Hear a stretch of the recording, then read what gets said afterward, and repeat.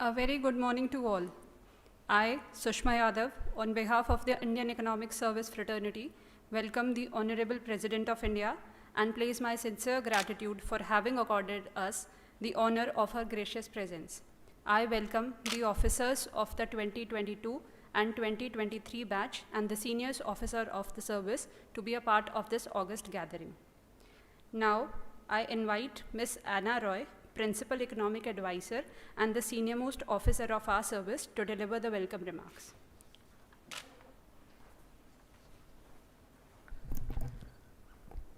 Good morning. Honorable President, my colleagues from the Indian Economic Service, Secretary to President and other officers present here, my very warm welcome for this occasion. It is indeed an honor and a privilege for me personally to be addressing this gathering today. I extend my grateful thanks on behalf of the Indian Economic Service to Honorable President for agreeing to this interaction with our probationary officers from the 2022 and 2023 batches. It is indeed a very special day for these young officers to get an opportunity for interaction with Honorable President as a significant source of motivation. This event marks a pivotal moment for them, one that will undoubtedly inspire them in their roles as future civil servants. Madam President, the Indian Economic Service, established as a Group A central service on 1st November 1961, began direct recruitment in 1967. The service now includes 461 officers who are assigned across 72 ministries and departments of the Government of India, as well as various regulatory bodies and state governments. The officers present today from the 2022 and 2023 batches represent the 42nd and 43rd batches of the service. The officers are among the best, having graduated from the nation's top institutions like the Delhi School of Economics, Jawaharlal Nehru University, and the Indian Statistical Institute, to name a few. They were selected through a rigorous all-India competitive examination conducted by the Union Public Service Commission. Over the past 12 months, these officers have undergone comprehensive training in key economic sectors, including agriculture, industry, trade, social development, and finance. They have attended foundational course at Dr. MCR HRD Institute, Hyderabad, and specialized training at the Institute for Economic Growth in New Delhi.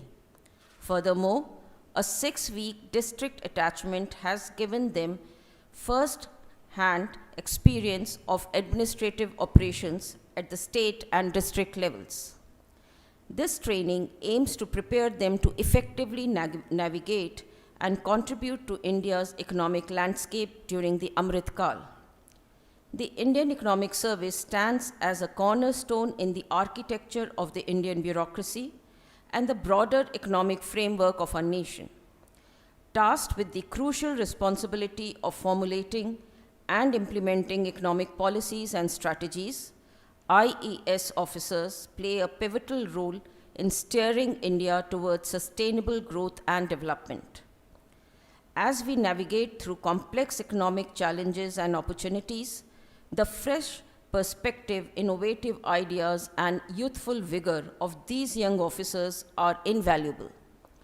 They bring with them not only their academic excellence, but also a deep commitment to public service and a readiness to adapt to changing economic paradigms. I again thank you, Madam President, for your inspirational presence today. It not only motivates our probationary officers, but also reinforces the critical role of the Indian Economic Service in our country's economic governance and policy making. Jai Hind. May I now take the opportunity to invite Shri Unni Narayan Kurup, officer of the 2022 batch, for sharing his training experience. Very good morning to the Honorable President of India, dignitaries present, my senior and fellow colleagues in the Indian Economic Service. It is indeed a blessed opportunity and a matter of great privilege to be amidst this august gathering. The Indian Economic Service has been playing a pivotal role in providing economic analysis and policy advice for India's development journey. With direct recruitment commencing in 1968, 43 batches of officers have contributed to shaping the nation's economic landscape, from navigating economic challenges to spearheading transformative reforms. Madam, I am privileged to be part of the 42nd batch of the Indian Economic Service, batch of year 2022, comprising 14 officers who are currently serving in various ministries and departments. Ours has been a unique experience, having joined the service in the year of India's G20 presidency. We were given the opportunity to serve in the Ministry of Finance in the G20 unit as an on-the-job training assignment. On a lighter note, colloquially we came to be referred to as a G20 batch. This ringside view of working in the Ministry of Finance for more than a year has indeed given us a glimpse into economic policy making and international negotiations. During this time, we assisted the presidency in various capacities, including organization of G20 meetings, compilation of technical inputs for intervention, and analyzing key country positions. On the final day of New Delhi's Leaders Summit, our hearts swelled with pride when the Honorable Prime Minister announced unanimous support to the New Delhi's Leaders' Declaration and thanked the Indian team for all the effort. The camaraderie built over the G20 days indeed forged an affectionate bond amongst us. Apart from this, we attended training across various premier institutions in India like International Monetary Fund's Regional Trading Center and National Institute of Security Market, among others. This training imparted a rigorous approach to economic reasoning to address the policy problems. A balance of quantitative and qualitative analytical toolkits ensured that the pressing issues riddling the economy were looked from a holistic perspective. While looking at things from a vantage point might lead one astray from ground realities, to overcome this, we had the opportunity to visit various districts in India as part of our training. Traversing through the tribal districts of Lahaul and Spiti in Himachal Pradesh to the lush green fields of Udham Singh Nagar in Uttarakhand, and finally to the sacred city of Gaya in Bihar, the learnings were indeed eye-opening. This revisit to the grassroots indeed enhanced our perspective and reiterated the importance of having a micro and a macro vision for any policy problem that one tackles.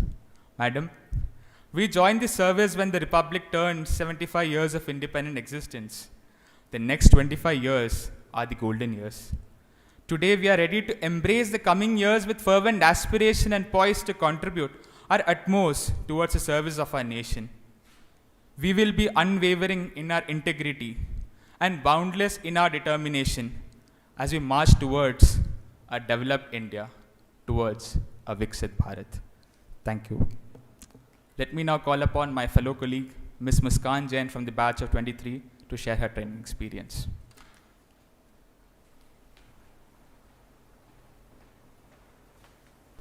A very good morning to the Honorable President of India. Namaskaram. Dignitaries present, my respected seniors and the fellow officers of Indian Economic Service. It is with immense pride and gratitude that I, Muskan Jain, stand here today representing the 2023 batch of Indian Economic Service. We stand here as young economists, but more importantly, as the proud torch bearers of the future of Indian economy.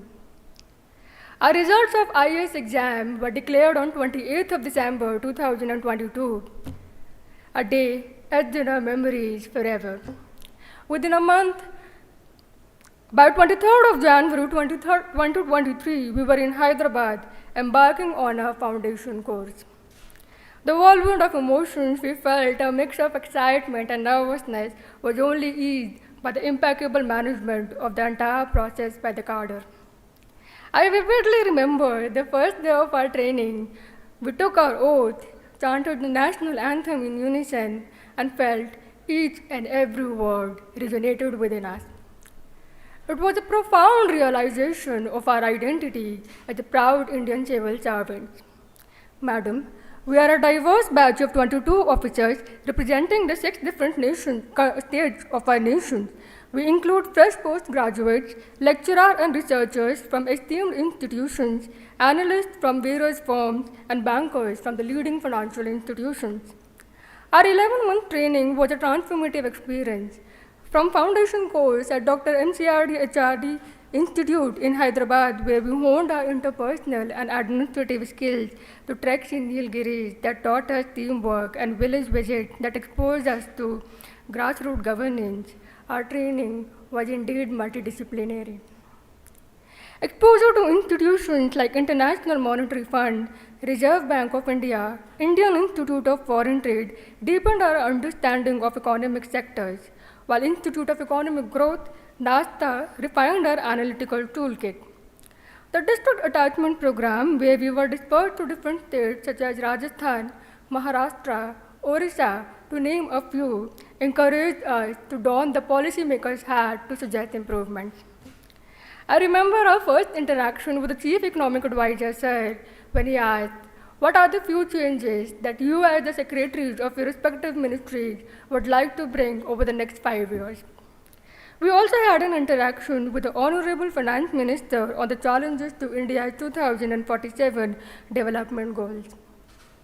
I am also delighted to share that ours is one of the few cadres with lady officers in majority. Madam, I would like to take this opportunity to thank you for inspiring us with your journey and to set an example for the women of our country. We take immense pleasure in representing the Indian Economic Service and pledge today to uphold its esteemed glory. Thank you. Jai Hind.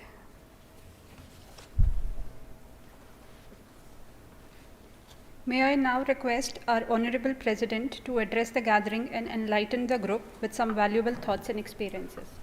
भारतीय आर्थिक सेवा के प्रिय अधिकारियों, सर्वप्रथम मैं आप सभी को इस प्रतिष्ठित सेवा में चयन के लिए बधाई देती हूँ। कठिन प्रतियोगी परीक्षा के माध्यम से आप जैसे उच्च क्षमता वाले युवा इस सेवा के लिए चुने जाते हैं। ये सेवा आपको राष्ट्रीय स्तर पर नीतियों और लोक हितकारी योजनाओं के निर्माण में योगदान देने के अवसर पर प्रदान करने के लिए, जिससे आप देशवासियों के जीवन को बड़े पैमाने पर स्थायी रूप में प्रभावित कर सकते हैं। विश्व के बदलते परिदृश्यों में और भारत के विकास से जुड़े लक्ष्यों के अनुसार सरकार द्वारा अनेक सामाजिक आर्थिक सुधार किए जा रहा है। इस उपलक्ष्य में आर्थिक सेवा के अधिकारियों की भूमिका अत्यंत महत्वपूर्ण हो गई है। आर्थिक क्षेत्रों के अलावा आईईएस अधिकारी सामाजिक क्षेत्र से जुड़े नीतियां बनाने में बड़ा योगदान दे रहे हैं। आईईएस अधिकारी विभिन्न सरकारी विभागों और नियामक तथा संवैधानिक संस्थानों में भी कार्य करते हैं। ये प्रसन्नता की बात है कि सेवा के अधिकारी इन हाउस अर्थशास्त्रियों की भूमिका भी कुशलतापूर्वक निभा रहे हैं। प्रिय अधिकारियों, देश के विकास में आर्थिक समृद्धि एक महत्वपूर्ण घटक है। माक्रो और माइक्रो इकोनॉमिक इंडिकेटर्स प्रगति के उपयोगी मापदंडों माने जाते हैं। हम ये भी जानते हैं कि अर्थशास्त्रियों का सामाजिक और राजनीतिक व्यवस्था को सुदृढ़ करने में योगदान रहा है। इसलिए सरकार की नीतियों तथा योजनाओं की प्रभावी और उपयोगी बनाने में आपकी भूमिका अहम है। भारत विश्व की तीसरे सबसे बड़ी अर्थव्यवस्था बनाने की ओर अग्रसर है। आप जैसे युवा अधिकारियों को आने वाले समय में अपनी क्षमताओं को बढ़ाने और उनका भरपूर उपयोग करने की अनगिनत अवसर मिलेंगे। मुझे विश्वास है कि आप इन अवसरों का उचित लाभ उठाकर देश के विकास में महत्वपूर्ण योगदान देंगे। आर्थिक सेवा अधिकारियों के रूप में आपसे अपेक्षा रहेगी कि आप आर्थिक विश्लेषण और विकास कार्यक्रम की रूपरेखा तैयार करने में के साथ साथ रिसोर्स डिस्ट्रीब्यूशन सिस्टम को मजबूत करने और योजनाओं का मूल्यांकन करने के लिए उपयुक्त सलाह देंगे। ये एक अत्यंत महत्वपूर्ण जिम्मेदारी भी है। आपके द्वारा सरकारी विभागों और संस्थाओं को दिए गए सुझावों के आधार पर नीतियाँ निर्धारित होंगी। ये नीतियाँ देश के नागरिकों के जीवन स्तर को बेहतर बनाएगी और देश के विकास की गति को बढ़ावा देगी। वार्षिक आर्थिक सर्वेक्षण में भी आर्थिक सेवा के अधिकारियों का महत्वपूर्ण योगदान होता है। ये सर्वेक्षण न केवल देश की आर्थिक अवस्था की समीक्षा करता है, अपितु देश के आर्थिक विकास की दिशा तय करने में भी मदद करता है। आज के तेज़ी से बदलते युग में आप डेटा एनालिटिक्स का प्रयोग करके आर्थिक सर्वेक्षण के जरिए विश्लेषण को और भी बेहतर बना सकते हैं। भारत एक विकसित देश बनने के लक्ष्य के साथ आगे बढ़ रहा है। इस लक्ष्य की प्राप्ति में आपकी भूमिका गौरवपूर्ण होनी चाहिए।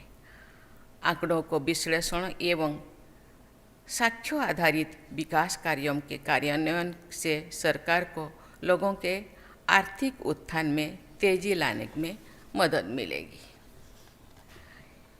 ये आप युवा अधिकारियों का कर्तव्य है कि आप नए विचारों, पद्धतियों और तकनीकों के माध्यम से अपनी कार्यकुशलता को बढ़ाएं।